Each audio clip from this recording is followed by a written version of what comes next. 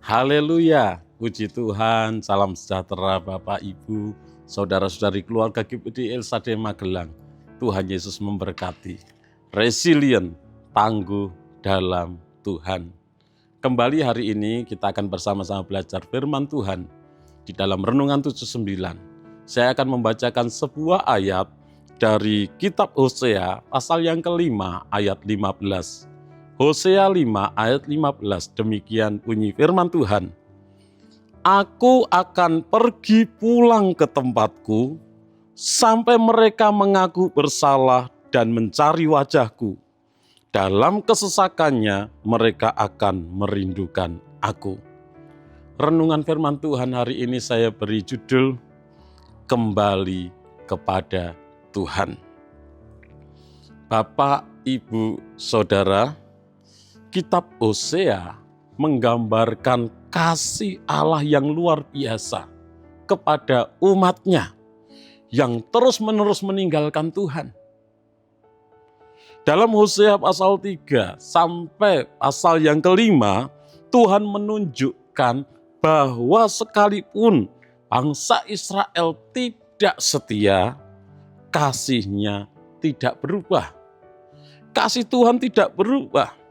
Namun kasih Tuhan tersebut juga disertai dengan pendisiplinan tentunya. Tuhan mengizinkan umatnya mengalami kesulitan dengan tujuan mereka sadar dan kembali kepada Tuhan.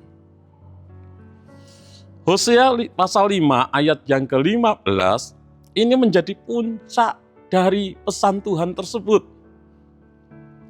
Tuhan tidak benar-benar meninggalkan umatnya, tetapi seolah-olah Allah menarik diri agar umatnya menyadari betapa mereka membutuhkan Tuhan. Hari ini kita belajar bahwa Tuhan masih memanggil setiap orang untuk kembali kepadanya. Yang pertama, Tuhan menunggu pengakuan dosa yang tulus tentunya.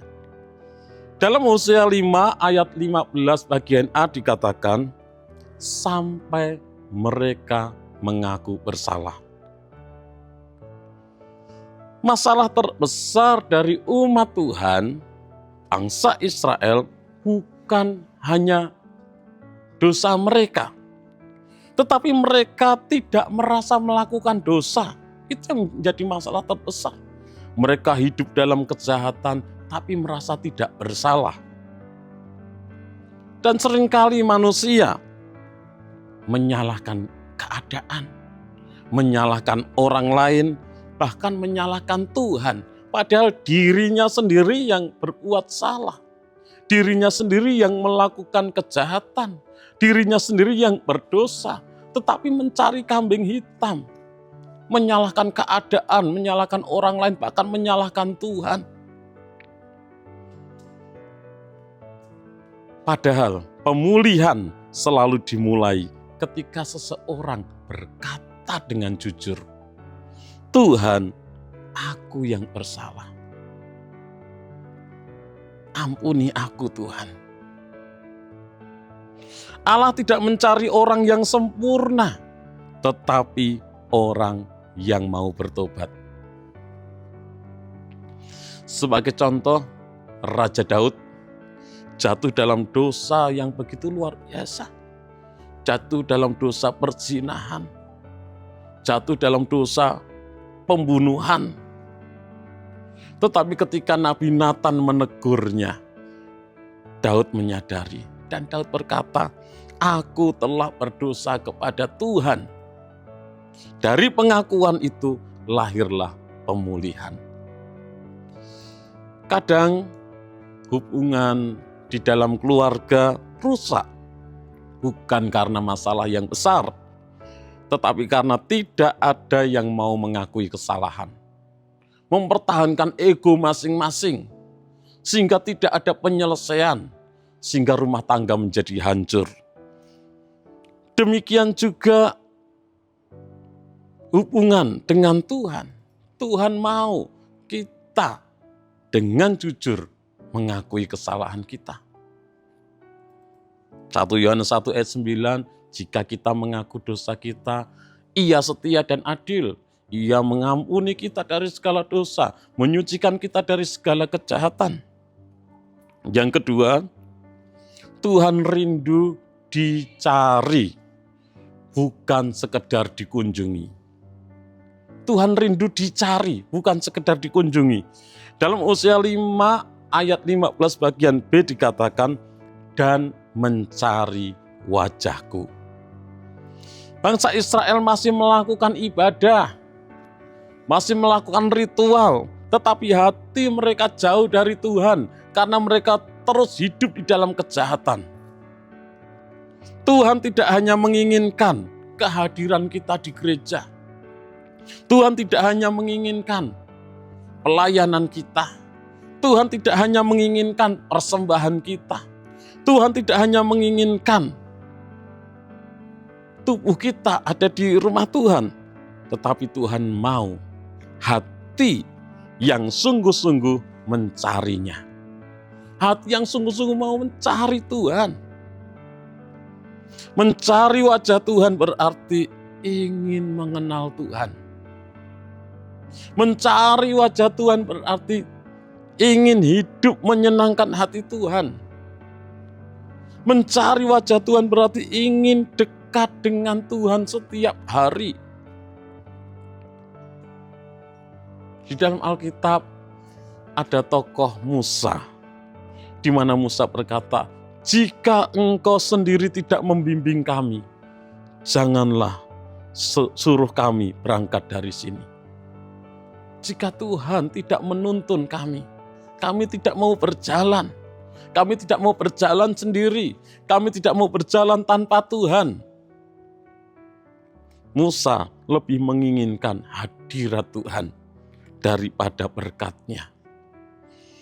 Bapak, Ibu, Saudara, seringkali kita baru berdoa sungguh-sungguh. Kita berdoa sungguh-sungguh ketika kita mengalami sakit. Ketika kita kehilangan pekerjaan. Ketika kita sedang dalam pergumulan. Baru kita sungguh-sungguh berdoa kepada Tuhan. Padahal Tuhan rindu kita mencarinya setiap hari.